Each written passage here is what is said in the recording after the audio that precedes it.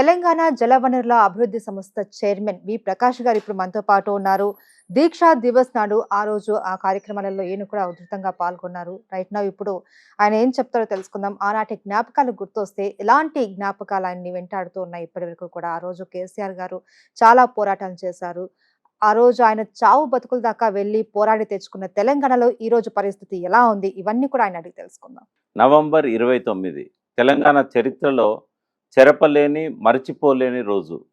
ఎందుకు అది మర్చిపోలేని రోజు అనంటే, తెలంగాణ రాష్ట్ర ఆవిర్భావానికి అది ఒక మలుపు. కేసీఆర్ సచ్చుడో, తెలంగాణ వచ్చుడో అని చెప్పి అంతకంటే కొద్దిగా ముందు జరిగిన ఉద్యోగుల సదస్సులో ఆనాడు కేసీఆర్ స్పష్టంగా తన కోరికను వెల్లడించారు. అంటే తెలంగాణ రాష్ట్ర సాధన కోసం 9 సంవత్సరాల నిరంతర పోరాటం తర్వాత ఎన్ని చేయాలో అన్నీ చేసిన తర్వాత ఇక వేరే మార్గం లేదని చెప్పి తన ప్రాణాలనే ఫనంగా పెట్టడానికి, సావు నోట్లో తలబెట్టడానికి సిద్ధపడ్డాడు కేసీఆర్ గారు నవంబర్ 29, 2009వ సంవత్సరం. అంతకంటే ముందు కొంత నేపథ్యం మనకు తెలిస్తేనే ఆ చారిత్రక ప్రాధాన్యత ఏందో అర్థమవుతుంది. దీక్షా దివసాన్ని ప్రతి సంవత్సరం మనం ఎందుకు జరుపుకుంటున్నామో ఈనాటి తరానికి తెలియాల్సిన అవసరం ఉంది. దాదాపుగా 22 సంవత్సరాలకు ముందు ఏప్రిల్ 27, 2001న హుస్సేన్ సాగర్ తీరాన ఉన్న జలదృశ్యంలో కొండా లక్ష్మణ్ బాపూజీ గారి నివాసంలో తెలంగాణ రాష్ట్ర సమితి ఆవిర్భవించింది. ఆవిర్భవించిన రోజే నాది శాంతియుత ప్రస్థానం, ఒక నెత్తురు చుక్క కూడా నేల నొలకకుండా, ఒక విద్యార్థి ఒక్క తరగతిని కూడా బహిష్కరించకుండా నేను తెలంగాణ తీసుకొస్తాను గాంధీజీ చూపించిన బాటలో అని చెప్పి ఆ రోజే కేసీఆర్ గారు ప్రకటించారు.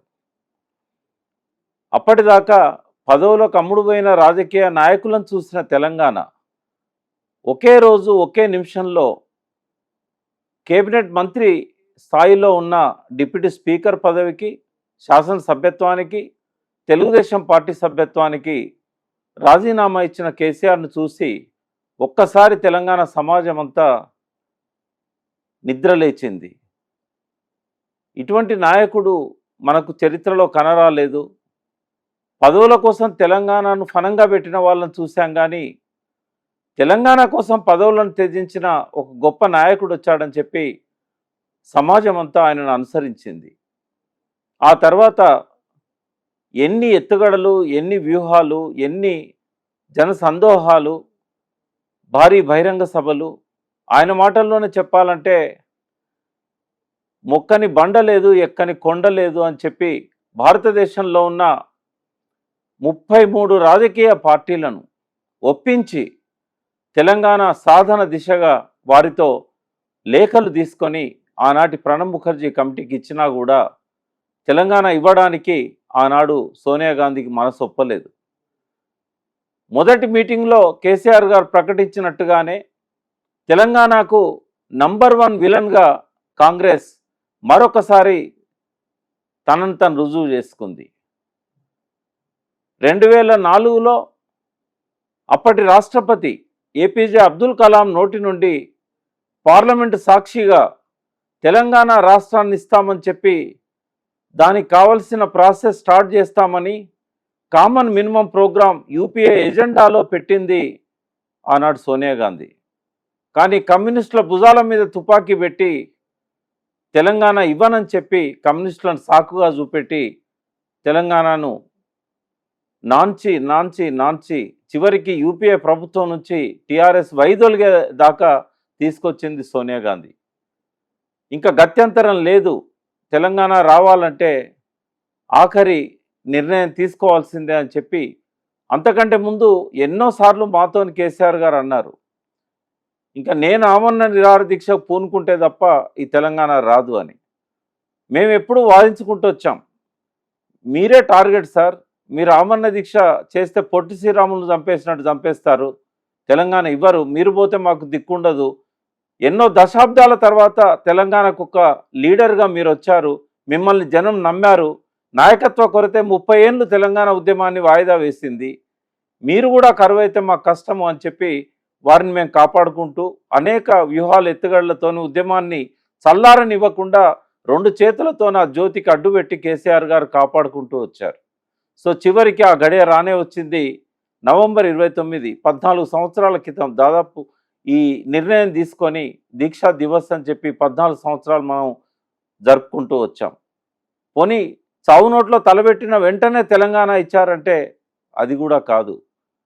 ఆ రోజు కనుక తెలంగాణ రాష్ట్ర ప్రకటన చేయకపోతే కేసీఆర్ గారు చనిపోయే ప్రమాదం ఉందని చెప్పి ఆనాటి నిమ్స్ డైరెక్టర్ ప్రసాదరావు గారు చెప్పిన తర్వాత సోనియా గాంధీ కేసీఆర్ గారు చనిపోయినట్టయితే రాష్ట్రం అల్లకల్లోలం అవుతుంది అప్పటి సమైక్య ఆంధ్రప్రదేశ్. అంతకంటే 3 రోజుల ముందే పంజాగుట్టలో జరిగిన విధ్వంసకాండం చూశారు. ఆ రోజు విద్యార్థులు ఉద్రేకంతోనే ఆవేశంతోనే కేసీఆర్ గారు ప్రాణాలను పట్టించుకోవట్లేదని చెప్పి ఆనాడు షాపులన్నీ ధ్వంసం చేసినప్పుడు హైదరాబాద్ అంతా కూడా ఒక్కసారి దిగ్గున లేచింది. సో ఆ తాకిడికి సోనియా గాంధీ ఇంకా తప్పదని చెప్పి అఖిలపక్ష మీటింగ్ పెట్టి అన్ని పార్టీలు కూడా దాదాపుగా తెలంగాణ ఇస్తే మాకేం అభ్యంతరం లేదని చెప్పిన తర్వాతనే ఆమె ప్రకటన చేసింది. చేసిన 13 రోజులకే మళ్ళీ దాన్ని అటుకెక్కించి అనేక మంది యువతీ యువకుల విద్యార్థుల బలవన్ మరణాలకు కారణమైంది ఆనాటి యూపీఏ ప్రభుత్వం, సోనియా గాంధీ. దాదాపుగా 5 ఏళ్ళు నాంచారు. ఆ 5 ఏళ్ల కాలంలో తెలంగాణ అంతా కూడా మరొకసారి బగ్గుమంది. చరిత్ర చూడని పోరాటాలకు తెరదీసింది.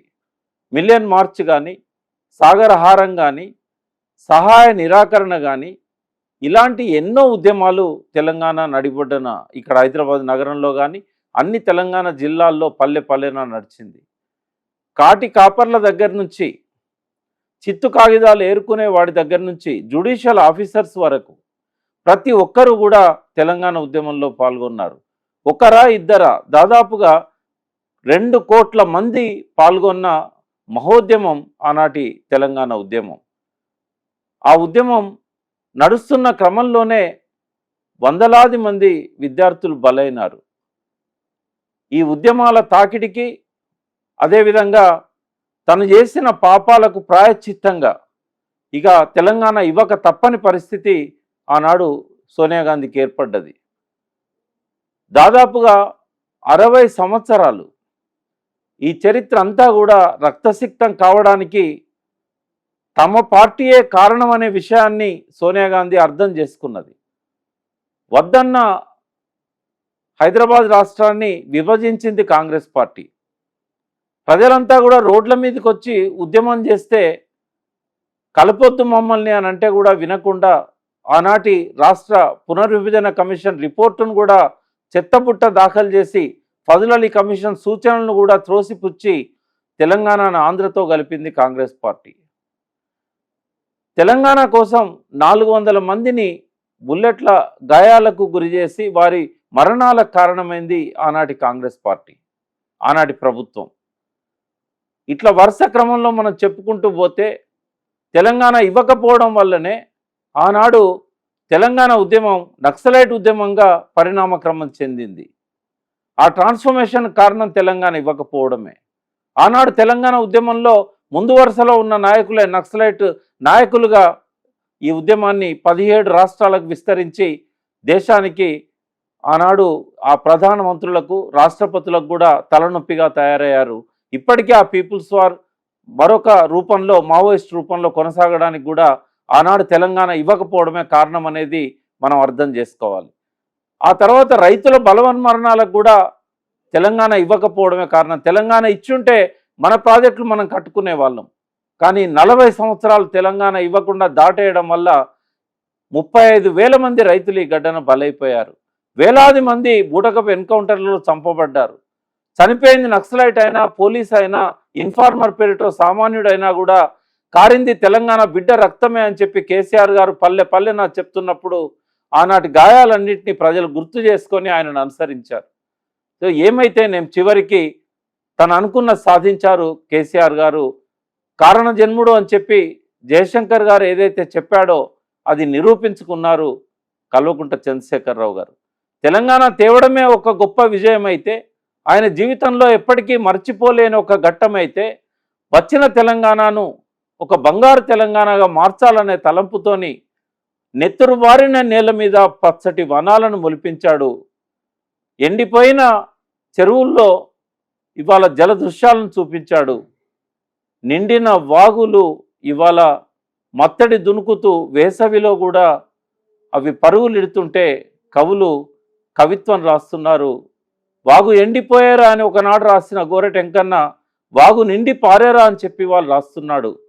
వరి ధాన్యాల సృష్టిలో ఇవాళ దేశంలోనే అగ్రగామిగా తెలంగాణ నిలిపారు కేసీఆర్ గారు. తెలంగాణను తేవడమే ఒక అపురూప దృశ్యం అయితే తెచ్చిన తెలంగాణను ఇవాళ భారతదేశంలోనే మొదటి స్థానంలో నిలపడం అనేది ఇవాళ ఆయన మనకిచ్చిన ఒక గొప్ప కానుక. సో కేసీఆర్ గారితో కలిసి నడుద్దాం, బంగారు తెలంగాణను సాధించుకుందాం.